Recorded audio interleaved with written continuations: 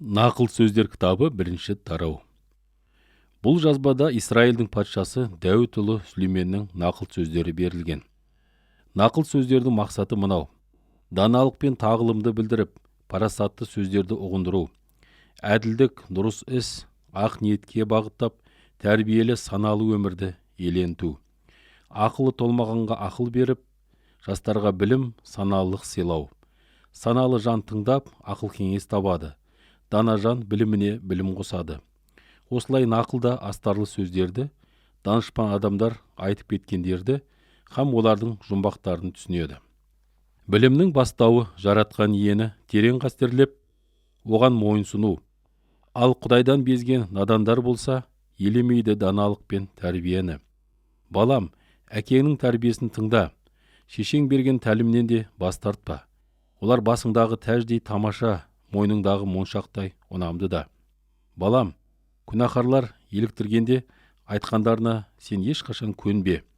Олар сені шақырып былай десе, қанеки, кеттік, біреуді аңдиық, сол бір айыпсыздық жолын торыйық, аңдаусызда бас салып қанын төгейік. Сондайларды тым-типыл тонайық, көрге түсіргендей түгел бітірейік. Алуан асыл заттарға ие боламыз, үйлерімізді олжаға толтырамыз. Тәуекелге бізбен бірге бел байла, бар байлығымыз ортақ болады сонда. Балам, мұндайлармен бірге жолға шықпа, олардың жолдарына мүлдем жолама. Қылмыс жасауға олар құлшынады, қан төгуге асыға құмартады. Ал тор құру құстардың көз алдында. Құр бекер, пайдасы іс болмай ма? Сол адамдар өз жандарын аңдиды, өздеріне тор құрып, соңында құриды. Арам табысқа құмардың тағдыры сол, дүниеқор иесін жалмайды ол. Даналық көшелерде шақырады, алаңдарда дауыстап жар салады.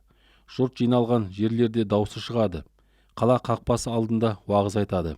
Аңғалдар, қашанғы аңғалдықты сүйесіңдер. Мазақшылдар, қашанғы мазақтай бересіңдер.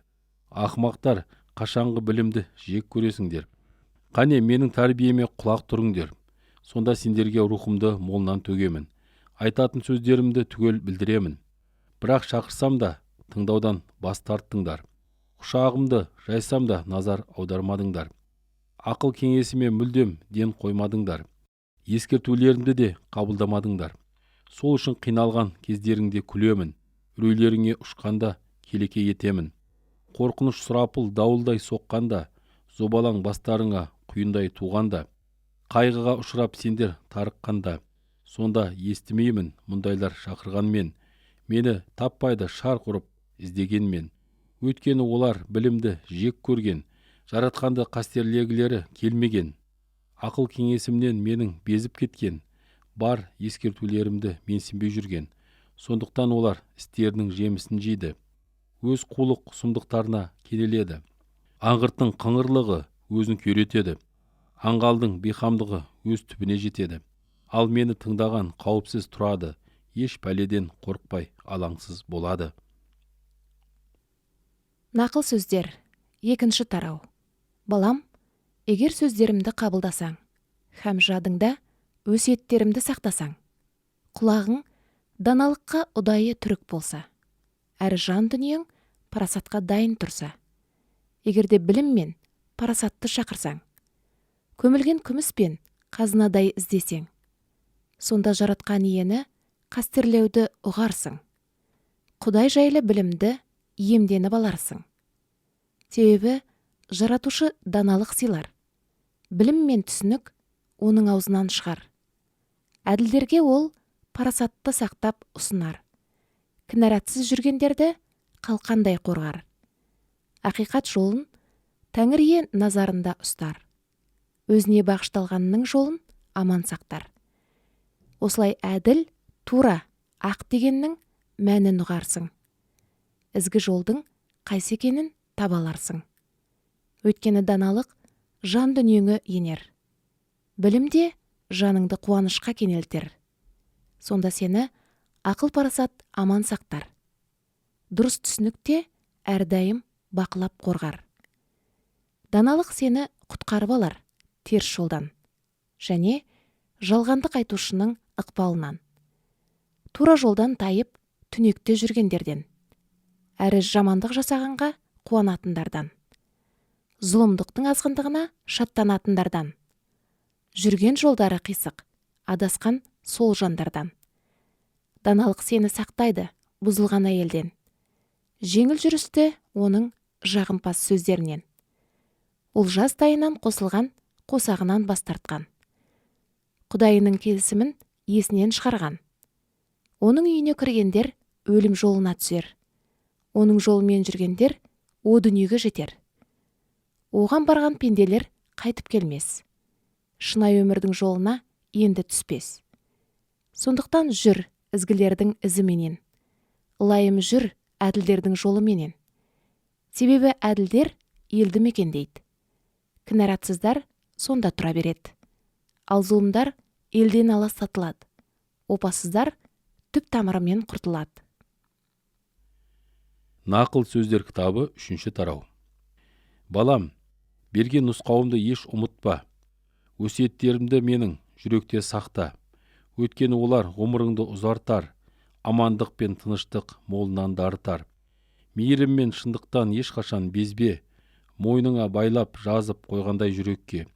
Сонда ұнамды болып, Құдай мен адамға ие боласың зор құрмет абыройға. Өз ақыл санаңа сүйеніп жүрме, сенім арт шын жүректен жаратқан иеңе. Бар жағдайда да мойында Тәңір иеңді, сонда ол тура жолмен жетелер сені. Паңданып өзіңді данышпанмын деп ойлама, иеңді шын қастерле, зұлымдыққа жолама.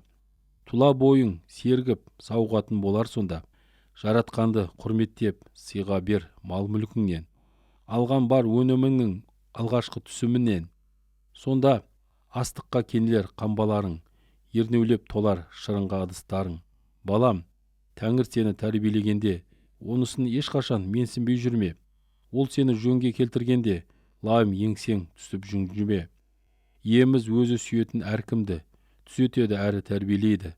Әкесі сүйікті баласын да жазалайды қажет болғанда. Қандай бақытты даналықты тапқан адам, ақыл парасатты емденген әрбір жан. Өйткені оған қол жеткізу күмістен құнды, алтыннан жоғары оның берер пайдасы. Даналық әлдеқайда құнды асыл тастан, құмартқан ешбір нәрсең тең келмес оған. Ол саған берер ұзақ ғұмыр, оң қолында әрі қайтадан. Ол саған берер ұзақ ғұмыр, оң қолында, әрі байлық пен қадір құрмет сол қолында. Даналық ұнамды жолдармен жүргізер, соқпақтары адамды тыныштыққа жеткізер. Ие болғанға даналық шын өмірдің ағашы, оны мықтап ұстанған әркім қандай бақытты. Жердің негізін жаратқан иеге салды, даналық пен аспанды мықтап орнатты ақыл парасатпен. Оның даналығымен терең көздер ашылды, аспандағы бұлттардан жауын жауа бастады. Ей балам, мыналарды назарыңнан тайдырма, дұрыс оймен естелікті сақтап жүр әр уақытта. Олар шынайы өмірге жаныңды кенелтер, мойынға таққан мойыншақтай сені көркейтер. Сонда олар жолыңда алаңсыз жүрер, аяғың тайып сүрініп те кетпессің. Төсекте жатқанда ешқандай қамықпассың, қауіпті уайымдамай жайлы ұйықтарсың. Кенеттен келер апаттан қорықпассың, зұлымдардың күйреуінен қаймықпассың. Өйткені жаратқан ие сүйенішің болар, жүрген өмір жолыңда сені тордан сақтар. Қолыңнан келіп тұрғанда мұқтаждарға, жақсылық көрсет соған лайық жандарға. Көршіңе қажет нәрсе сенде бар болғанда, ертең кел, сонда берермін деп оны қайтарма. Жаныңда бейқам тұрып жатқан көршіңе ешқандай қастандықты сен ойлап жүрме. Өзге жан саған жамандық жасамаса, еш себепсіз онымен жанжалдаспа. Озбырлық жасайтынмен бақталаспа, теріс жолдарының ешбірін таңдап алма. Азғын жанды жаратқан ие жек көреді, әділ жанға ол өз еркін ашып береді. Жаратқан ие зұлымның мекенін қарғайды, ал әділ адамның жаңғырағын жарылқайды. Тәңір мазақтаушылардың өздерін мазақтайды, ал езілген кішіпейілдерге рахымын сыйлайды. Даналар қадір құрметті иемденеді, надандар болса масқараны иеленеді. Нақыл сөздер 4 тарау. Балалар, әке өсиетіне құлақ түріңдер. Парасатқа ықылас бөліп, меңгеріп алыңдар. Өйткені мен сендерге игі тәлім беремін. Бас тартып кетпеңдер, үйреткен өсиетімнен. Өзімде әкемнің қасындағы ұлы болдым. Көзінің қарасы, шешемнің жалғыз едім. Әрдайым былай деп әкем маған үйрететін. Жүрегіңе сөздерімді берік тоқып алғын.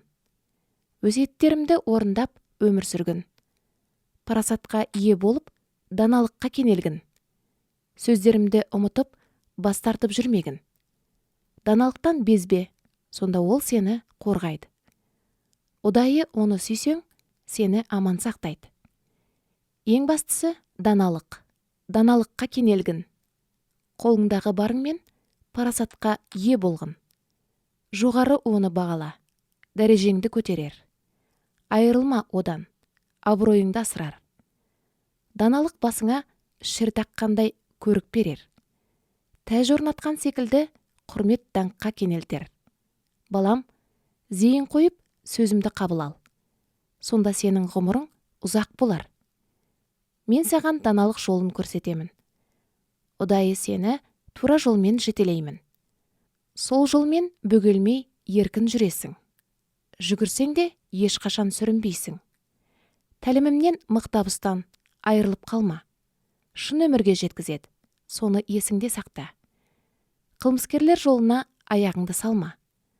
Зұлымдардың соқпағымен жүретін болма. Бас тартып одан әрқашан айналып өт. Бойыңды аулақ ұстап, бұрылып кет. Зұлымдық істемей, олар ұйықтай алмас. Біреуді құлатпай, еш тыным таппас. Оларға зорлық пен әділетсіздікті істеу тамақ ішкендей үйреншікті. Әділдің жолы таң шапағы іспетті.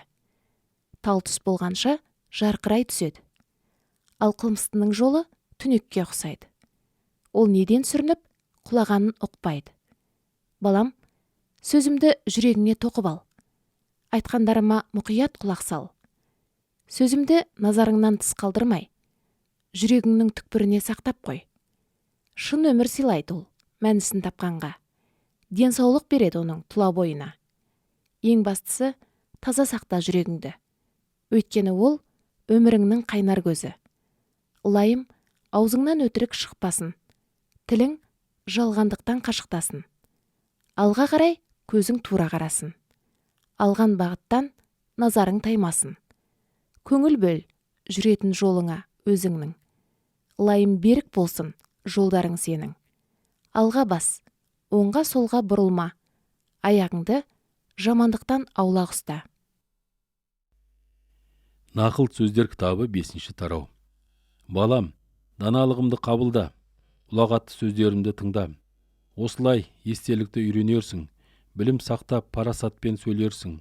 Азғын әйелдің тілінен бал тамады, сөздері майданда жұмсақ болады. Бірақ оның кесірі ащы жусандай, соңы өткір болар екі жүзді семсердей. Аяқтары өлім жолына түсіп барар, қадамдары көрге қарай бағытталар. Шынайы өмір жолын сол әйел ойламайды, қауіпті жолмен жүргенін аңғармайды. Сонымен, балалар, тілімді алыңдар, айтатын сөздерімнен бас тартпаңдар. Әрдайым алыс бол, сондай әйелден жақындамай аулақ жүр есігінен. Әйтпесе әл күшіңнен құр қаласың, жиғаныңды қатал жанға тапсырасың. Басқалар байлығыңды емденер, бөтен жан еңбегіңнің жемісін жер. Өміріңнің соңында тәнің әлсіреп, бұлай деп күйзелерсің, қатты опық жеп. Әт деген әй тәрбиені неге жек көріппін, ескертуді қалайша елемей жүріппін. Ұстаздарымның тілін қалайша алмаппын, тәлімгерлеріме еш құлақ салмаппын. Сондықтан мен жиналған жамағаттың алдында масқара бола жаздаппын. Суын ішіп шөліңді бас өз құдығыңнан, ләззаттап өз бұлағыңның каусарынан. Бұлағың көшелерде ақсын ба, каусарың алаңдарда жайылсын ба. Лайым ол тек қана сендік болсын, адал жүр бөліспе қайтадан. Адал жүр бөліспе өзгелермен, Құдайым жарылқай көрсін бұлағыңды, қанағат ет жастай алған қосағыңды. Ол еліктей сұлу, тау ешкедей әсем, үнемі ләззат тап кеудесінен. Мас бола бер махаббатына әрдайым. Балам, өзге әйелге әуестіктің қажеті не? Басқаның кеудесін құшқаннан табасың не? Адамның күллі ісі жаратқанның көз алдында, ол баға береді пенденің бар жолына. Зұлымжан өз күнәларының тұзағына түсер, жасаған жамандықтары оны кіріптар етер, тәрбиесіздігі оны ажалға тап қылар, зор ақымақтығы ақ жолдан адастырар. Нақыл сөздер 6 тарау. Балам, егер көршің үшін кепілдік беріп, не бөтеннің қарызын мойның алып, аузыңнан шыққан сөзіңмен шырмалсаң, ұлым, сол адамға кіріптар болғаның. Тез барып, жалынып аяғына жығыл. Осылай уәдеңнен азат болып құтыл. Ұйқыға бой беріп, кірпігіңді ілмей, алдымен көз жұмып, ұйықтайын демей. Аңшыдан қашқан еліктей дереу құтыл. Құс іспетті тұзақтан босауға ұмтыл. Жалқау неме, құмырсқадан үлгі ал. Ісіне қарап оның парасатқа ие бол. Бастық, бақылаушы, билеушісі болмайды. Бірақ жазда ол қыс қазығын дайындайды. Орақ кезінде тамағын жинап сақтайды. Жалқау неме, қашанғы ұйықтап жатасың? Ұйқыңнан оянып, қашан тұрасың? Біресе ұйықтап, не мүлгіп отырасың? Біресе қол қусырып, жатып таласың. Кенеттен жүректей жоқшылық жетер. Тонаушыдай мұқтаждық саған тап берер. Қара ниетті арсыз жан жалған сөйлер.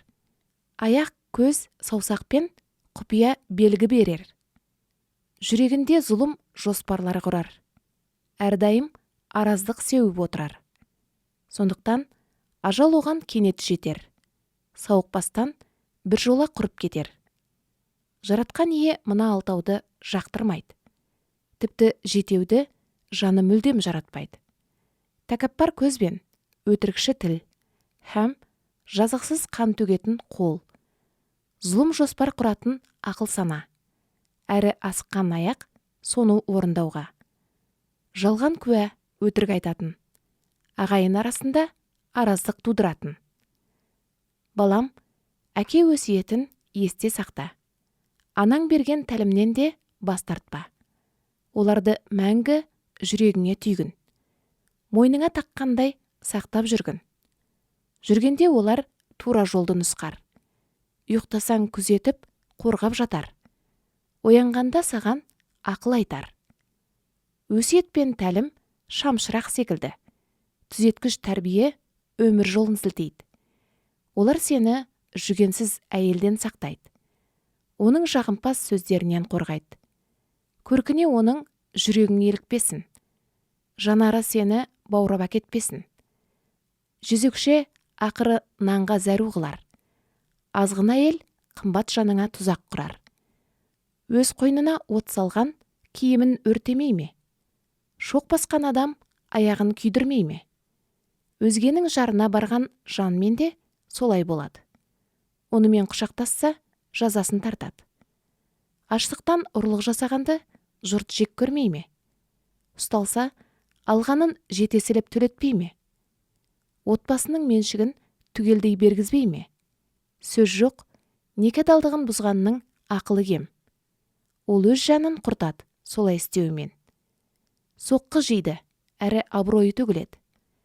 Мәңгі масқара болып қала береді. Қызғаныштан күйеуін ашу кернейді.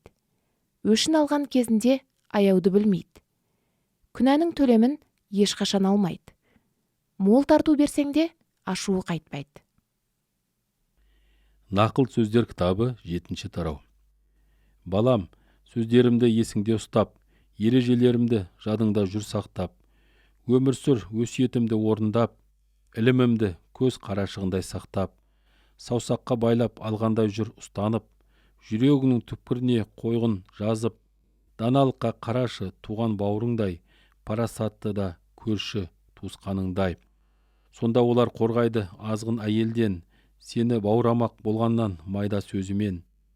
Бір күні қарап тұрсам терезеден, тәжірибесіз жастардың арасынан, жас жігітті байқадым ақылы толмаған, әйел тұрған бұрыштан жігіт өтті, соның үйіне апаратын жолмен кетті. Бұл күн батып ымырт түскен кез еді.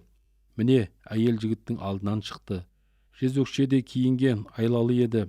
Ол үйінде тұрмас, жүгенсіз де даурықпа, торып жүр көше алаң бұрыштарды. Жігітті сол арсыз құшып алып сүйді, шімірікпей оған қарап былай деді: мен тиісті құрбандығымды шалдым, антымды бүгін түгел орындадым. Кезігу үшін өзіңе үйден шықтым, сені іздеп енді міне тауып алдым. Төсегіме әдемі көрпе салдым, түрлі түсті мысырлық жабын жаптым. Қош иісті мүр, алойы, дәм қабық шаштым. Қане, жүр, таң атқанша бірге болайық, махаббаттың ләззатымен сусындайық. Үйде ерім жоқ, ол алыс сапарға кетті. Күміс толы дорбасын ала кетті. Ай толғанда ғана қайтып келеді. Майда тілмен ол жігітті арбап алды. Жылы сөйлеп дегеніне көндірді. Жігіт әйелге еріп жүре берді.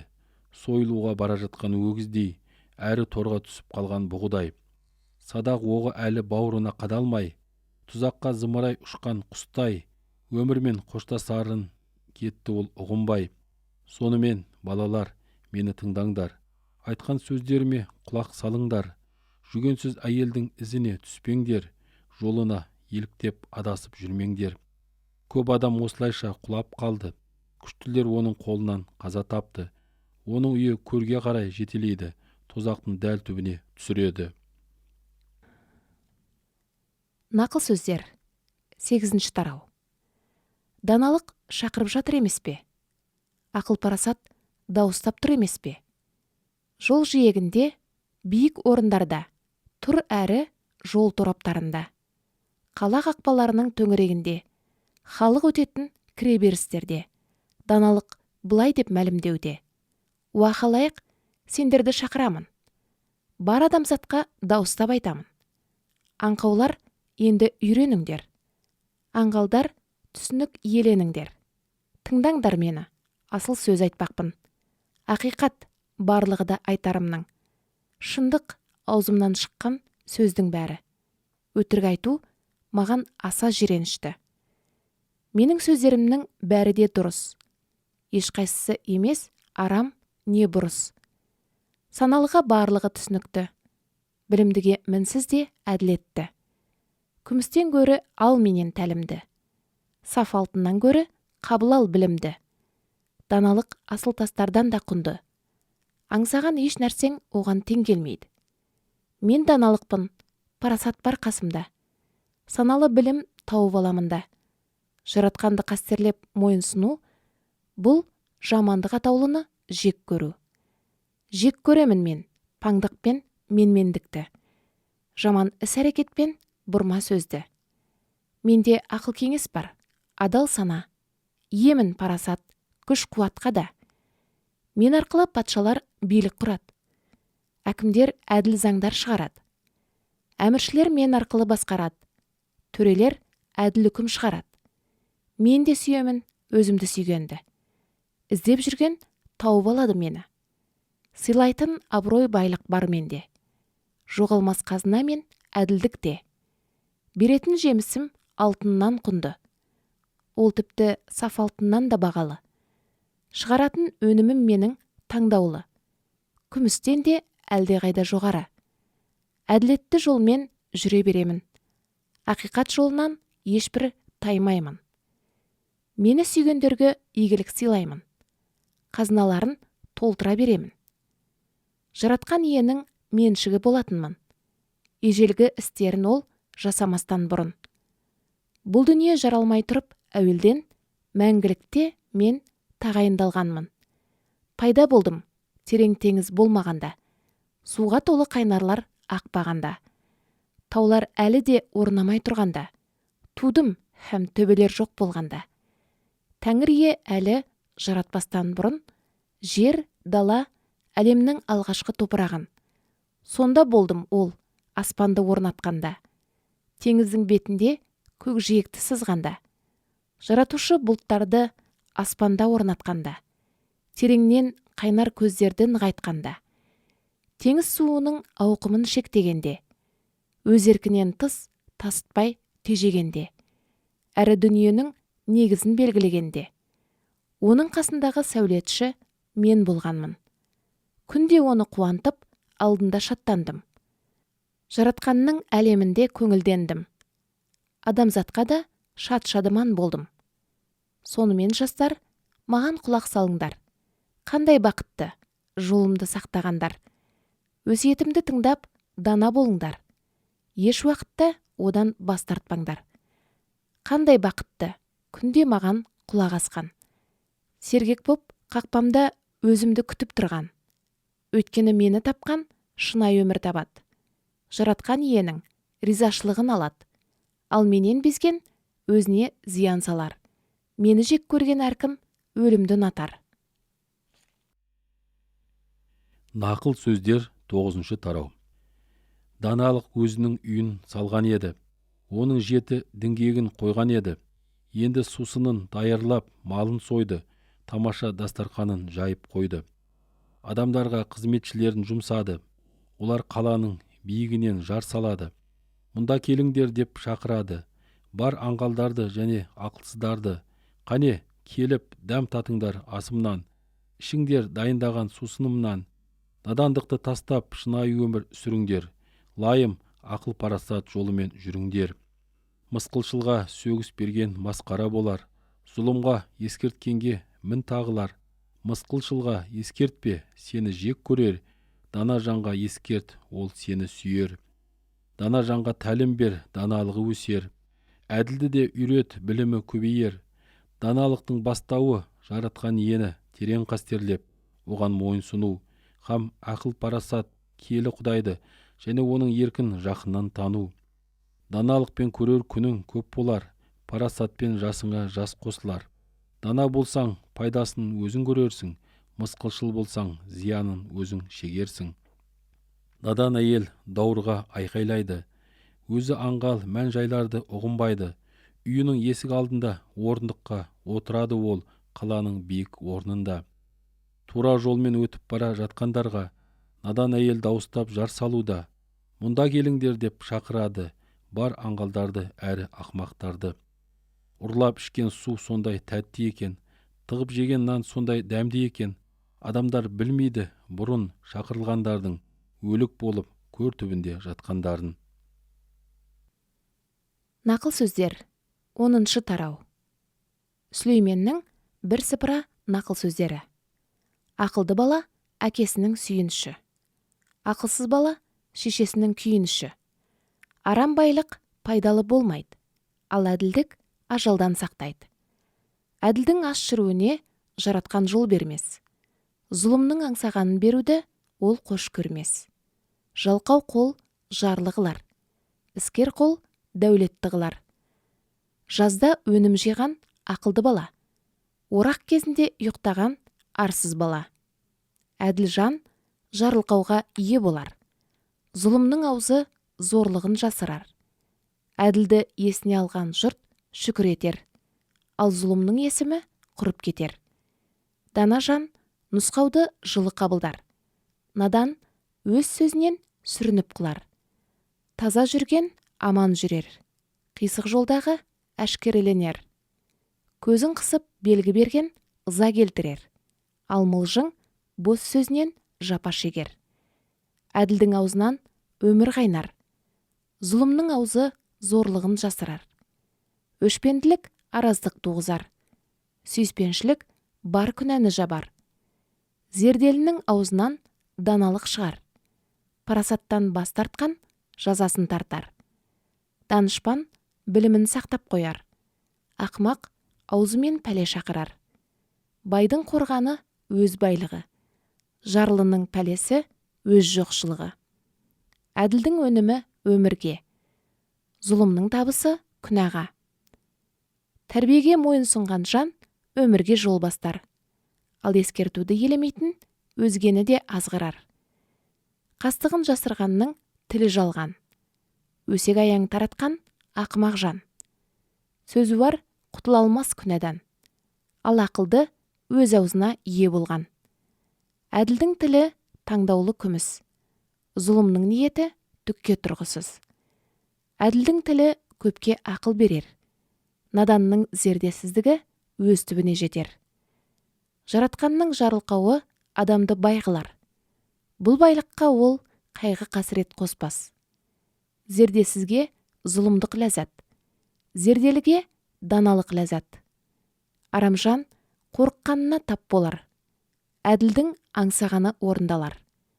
Құйын өтіп кетсе, арамза ғайып болар, ал әділдің негізі мәңгі берік болар. Қышқыл тіске, түтін көзге кесел. Жалқау өзін жұмсағанға кесел. Жаратқанды шын қастерлеу ғұмырды ұзартар, ал зұлымдардың ғұмыры қысқартылар. Әділдің күткені шаттыққа барар, зұлымның үміті құр бекер болар. Жаратқанның жолы мінсіз жанға қорған болар, ал зұлымдық істеушінің үрейін ұшырар. Әділ жан ешқашан шайқалмас, зұлым жан өз елінде тұра алмас. Әділ жан даналықты шыңдай түсер, өтірікші лайықты жазасын шегер. Әділдің аузынан ізгі сөз шығар, арамзаның аузынан азғын сөз шығар.